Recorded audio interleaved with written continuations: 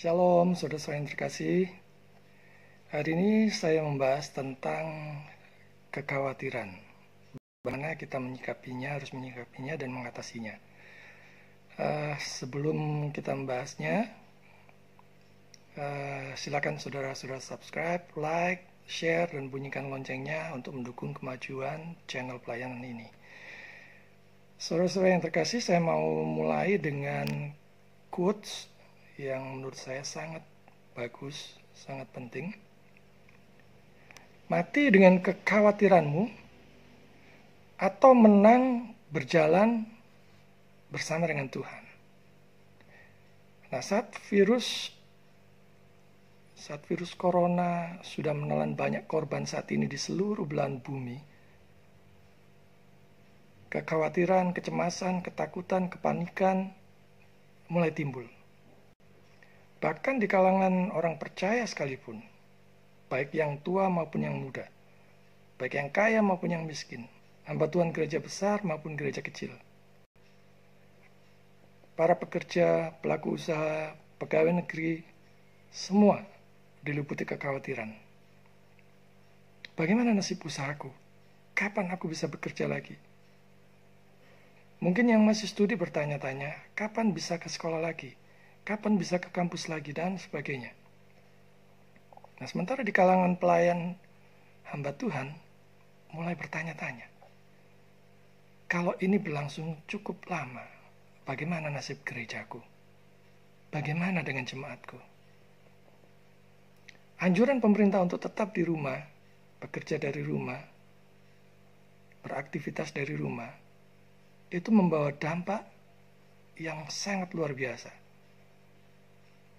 Contohnya saja, walaupun di dalam hal beribadah, ibadah online masih bisa terus berjalan, bagaimana dengan persembahan dan persepuluhan jemaat?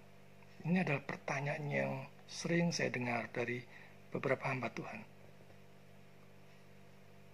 Walaupun masih bisa pelayanan dan melakukan PI atau pekabaran Injil lewat online, mau sampai kapan begini terus? Sementara ekonomi makin merosot, pekerjaan dan usaha terhenti, penghasilan menurun, tabungan mulai menipis. Mau sampai kapan bisa bertahan? Mungkin yang dananya mepet sudah mulai jual ini itu untuk sekedar menyambung hidup atau melunasi cicilan-cicilan ini itu dan sebagainya. Tapi mari kita lihat, firman Tuhan berkaitan dengan kekhawatiran. Mari kita buka Matius pasal 6. Saya akan bacakan untuk saudara. Janganlah khawatir akan hidupmu, akan apa yang hendak kamu makan atau minum. Hidup itu lebih penting daripada makanan dan tubuh itu lebih penting daripada pakaian. Pandanglah burung-burung di langit yang tidak menabur dan tidak menuai dan tidak mengumpulkan bekal di dalam lumbung, namun diberi makan oleh Bapamu yang di sorga.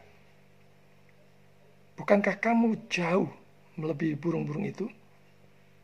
Siapakah di antara kamu yang karena kekhawatirannya dapat menambahkan sehasta saja pada jalan hidupnya? Salomo dalam segala kemegahannya pun tidak berpakaian seindah salah satu dari bunga itu. Jadi jika demikian Allah mendandani rumput di ladang yang hari ini ada dan besok dibuang ke dalam api. Tidakkah ia akan terlebih lagi mendandani kamu, hai orang yang kurang percaya? Sebab itu janganlah kamu khawatir dan berkata, apakah yang akan kami makan, apakah yang akan kami minum, apakah yang akan kami pakai? Bapamu di surga tahu bahwa kamu memerlukan semuanya itu. Tetapi carilah dahulu kerajaan Allah dan kebenarannya, maka semuanya itu akan ditambahkan kepadamu. Janganlah kamu khawatir akan hari besok, karena hari besok mempunyai kesusahannya sendiri. Kesusahan sehari cukuplah untuk sehari. Nah, kita melihat di sini firman Tuhan berbicara tentang bagaimana kita harus bersandar pada Allah dan jangan cemas. Kita harus bersandar pada kepedulian Allah Bapa, bahwa Allah sungguh-sungguh mengasihi kita, sungguh-sungguh peduli kepada kita. Dan kita bisa berharap bahwa Ia akan menganugerahkan apapun yang kita perlukan. Dan jangan menyiksa diri sendiri dengan kecemasan-kecemasan yang tidak perlu. Di sini Tuhan melarang kita untuk cemas. Orang-orang yang melihat sekeliling ke segala arah, melihat Allah, mata mereka yang tidak pernah merasa nyaman itu harus diperbaiki. Orang yang biasa di kota merasa segar, ya, dia akan merasa segar, ya, yang dia biasa hidup di kota, hidup dengan polusi, hidup dengan kebisingan, hidup dengan kemacetan, dia akan merasa segar saat pergi ke gunung yang udaranya sejuk, yang saat kita menarik nafas rasanya paru-paru ini segar sekali, mendapatkan udara yang premium. Nah, pernahkah kita merenungkan hal yang seperti itu dan kita mensyukurinya? Berikutnya adalah bahwa hanya Allah tempat kita berlindung. Perlindungan di dalam dunia adalah milik Allah. Sementara hal yang rendah menggoda diri sendiri dengan berbagai macam kegelisahan. Kalau saudara menggelisahkan atau cemas dengan hal-hal yang remeh, hal-hal yang duniawi, itu nilainya rendah sekali, saudara-saudara. Orang-orang yang tidak beriman tidak pernah tetap diam dalam keadaan tenang.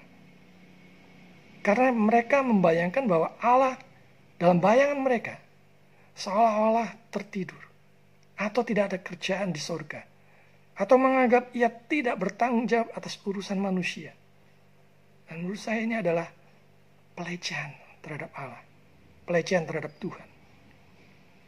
Mereka tidak melihat dengan mata iman betapa tangan Allah dipenuhi dengan kelimpahan yang tersembunyi terhadap semua hal yang baik bagi orang-orang pilihannya, bahkan bagi semua orang. Kita hanya melihat kengerian dan hebatnya dampak corona.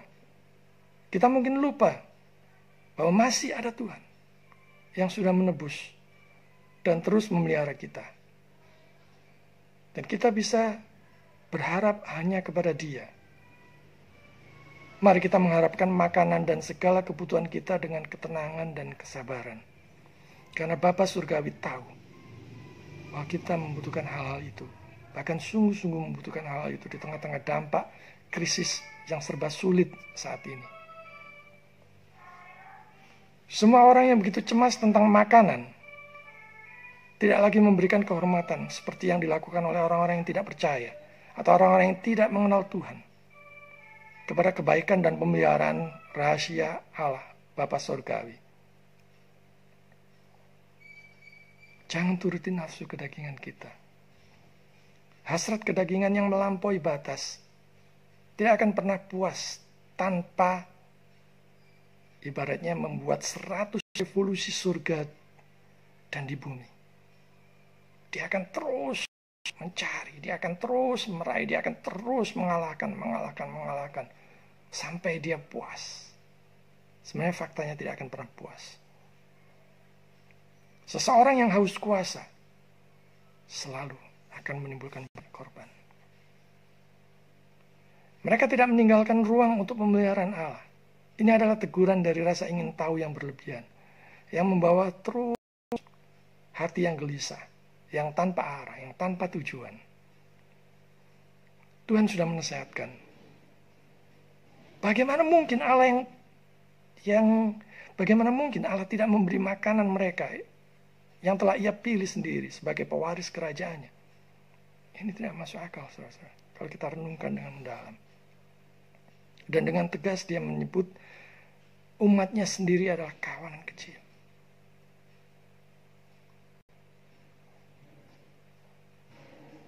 Berikutnya adalah yang menghalangi iman terhadap pemeliharaan Allah. Kita tahu bahwa semua problem, kesukaran, kesesakan, berbagai macam kebutuhan yang mendesak, yang serba sulit saat ini semua menghalangi. Dan ini yang menyebabkan mereka berpikir bahwa mereka kurang bernilai di hadapan Allah. Karena mereka dibutakan oleh berbagai macam kesesakan, kesukaran, problem, dan sebagainya. Kehidupan kekal mengalir kepada kita dari mata air kemurahan yang sebenarnya tidak layak kita terima sebagai orang berdosa. Tapi Yesus sudah membuktikan kasih setianya, yaitu di atas kayu salib. Jangan kita melihat kasihnya hanya pada saat kita enak, hanya pada saat kita diberkati, hanya pada saat semuanya serba lancar. Kalau kita ingin tahu kasih Kristus yang terbesar, pandanglah salib, di mana dia mati untuk menebus dosa-dosa kita, orang-orang yang berdosa. Ketika Kristus dengan jelas menyatakan bahwa Allah telah memberi kita kerajaan, hal itu sangat menyenangkan.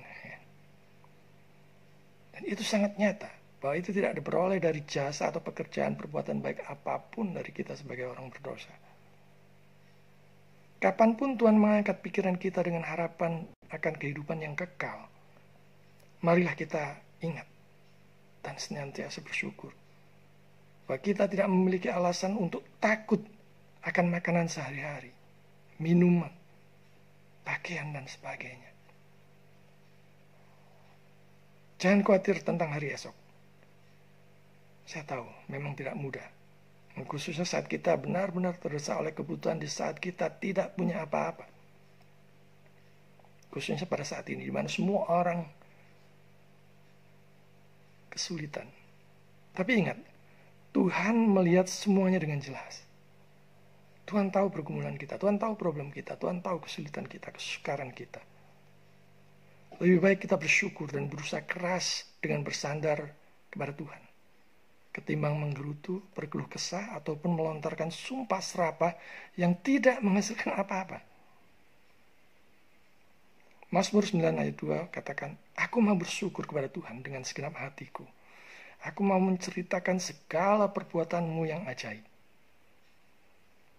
Mari berusaha untuk melakukan pandangan kita ke depan, sebatas yang kita mampu. Bukan yang di luar batas panggilan kita atau yang di luar batas kemampuan kita. Jangan hanya terikat pada urusan duniawi, melainkan mari kita mencari dahulu kerajaan Allah untuk menahan kecemasan kita yang berlebihan tentang makanan, tentang minuman, tentang pakaian. Kalau hanya meributkan masalah duniawi, itu adalah suatu pengabaian terhadap jiwa dan kehidupan surgawi yang sebenarnya tidak pantas. Itu sama saja dengan kita meragukan penyertaan pemeliharaan Tuhan. Dan tentu saja kita tidak boleh membuang tanggung jawab kita dengan malas-malasan, dengan tidak bekerja dan sebagainya. Kita mesti harus mencari cara, mencari akal bagaimana dengan situasi seperti ini kita tetap bekerja. Kita tetap mencari nafkah yang halal dan yang berkenan bagi Tuhan dan sebagainya. Kristus di sini mengingatkan kita bahwa ada ketidakkonsistenan terbesar pada manusia yang dilahirkan untuk kehidupan yang lebih baik, yang sepenuhnya sebenarnya diperbudak oleh benda-benda duniawi. Saya tidak tahu apakah saudara saat ini atau sebelum corona ini terikat pada hal yang duniawi. Tapi pada saat inilah, pada saat pandemi corona inilah kita bisa merenungkan.